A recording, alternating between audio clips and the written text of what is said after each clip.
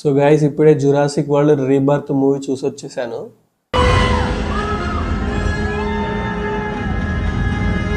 Cinema అయితే next level. One of the best Jurassic పార్క్స్లో ఇది ఒక సినిమా అవుతుంది. ఇది బేసిక్గా ఈ సినిమా ఏంటంటే ఆల్రెడీ ఒక వరల్డ్లో డైనోసార్స్ అన్నిటినీ డిఎన్ఏ తోటి ఆల్రెడీ రీబర్త్ చేసేస్తారనమాట.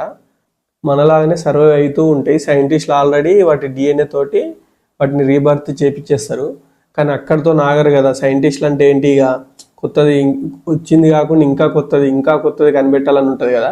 వాళ్ళు దాంతో ఏం చేశారు, రీబర్త్ ఒకటే కదా అని చెప్పేసి ఒక పెద్ద ఐలాండ్కి వెళ్ళి వీటి డిఎన్ఏ తోటి ఆల్రెడీ రీబర్త్ అయిన వాటితోటి క్రాస్ బ్రీడింగ్ చేస్తారు. క్రాస్ బ్రీడింగ్ చేస్తూ కొత్త కొత్త డైనోసార్ని కనిపెడతారు అనమాట.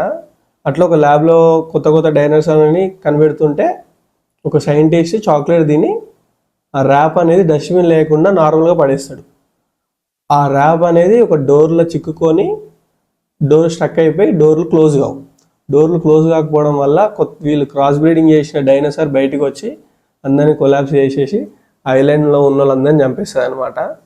దాని తర్వాత ఈ రీబర్త్ అయిన డైనోసార్లతోటి వాటి బ్లడ్ డిఎన్ఏ తోటి హార్ట్ డిసీజ్ తగ్గించే ఒక మెడిసిన్ కనిపెడతారనమాట. వాటి బ్లడ్ శాంపుల్స్ కోసం హీరో వాళ్ళ ట్రూప్ వెళ్తారనమాట ఐలాండ్కి. ఐలాండ్ మొత్తం రిస్ట్రిక్ట్ చేసేస్తారు, మొత్తం క్లోజ్ చేసేస్తారు. ఆ ఐలాండ్కి వెళ్ళి బ్లడ్ శాంపుల్స్ తీసుకుంటారా, దాని తర్వాత వాళ్ళకి ఎలాంటి ప్రాబ్లమ్స్ వచ్చినాయి, ఎట్లా ఫేస్ చేసిరు అనేది లైనప్ ఉంటుంది అనమాట. సినిమా బేసిక్గా 3Dలో చూస్తే బెటరు. 3Dలో అయితే మంచి ఇన్వాల్వ్మెంట్ ఉంటుంది మూవీలో.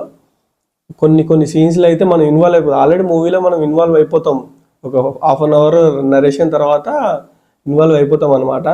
ఇంటర్వ్యూలు వచ్చినప్పుడు కూడా బేసిక్గా యూఎస్లో ఇంటర్వ్యూల్స్ ఉండవు. మూవీ మొత్తం రన్ టైం ఇంటర్వ్యూలు లేకుండా అయిపోతుంది. మన ఇండియాలో ఏంటంటే ఇంటర్వ్యూలు అవుతుంది. ఇంటర్వ్యూలు వచ్చినప్పుడు కూడా అరే ఎందుకు ఆగిపోయింది అన్నట్టుగా ఫీల్ అయ్యారు. థియేటర్ రెస్పాన్స్ కూడా చాలా బాగుంది. 3Dలో చూస్తే మీకు మంచి ఎక్స్పీరియన్స్ ఉంటుంది. క్లైమాక్స్లో కూడా మంచి ట్విస్ట్ ఉంటుంది. కొన్ని సీన్స్ అయితే నేను మొత్తం ఇన్వాల్వ్ అయిపోయి అక్కడ ఉన్నట్టుగా ఫీల్ అయినా. అంత మంచిగా తీశారు. One of the best movie Jurassic పార్క్స్లో one of the best movie ఇది.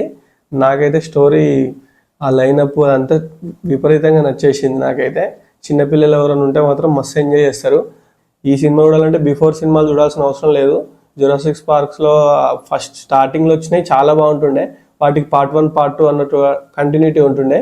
ఇప్పుడు వచ్చిన వాటికి అట్లా లేవు, దానికే ఉంటుంది అనమాట. ఖచ్చితంగా ఈ మూవీని అయితే రికమెండ్ చేయొచ్చు పోవడానికి. ఈ వీకెండ్ ఖచ్చితంగా ఈ మూవీ చూడండి.